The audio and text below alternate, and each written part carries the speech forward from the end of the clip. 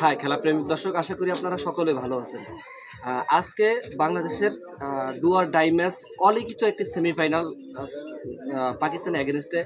তো আমরা যেই আর কি পারফর্ম করছি গত ম্যাচে, সত্যি কথা বলতে আমাদের বলার ডিপার্টমেন্ট তো ইতিপূর্বে কিন্তু ভালো করেছে এবং ফিল্ডিং ডিপার্টমেন্টও অনেক ভালো করেছে।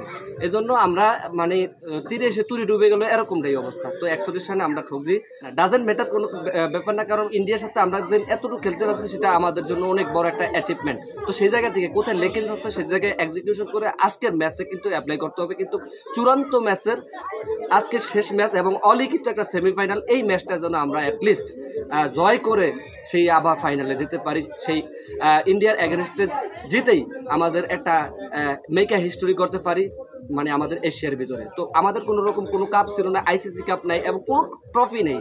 তো সেই যেন আত্মবিশ্বাস নিয়ে, সেই যেন জিতার মানসিকতা নিয়ে আজকের ম্যাচটি অন্তত পক্ষে একটা অলিখিত সেমিফাইনালটা যেন পাকিস্তানের আমরা জিততে পারি।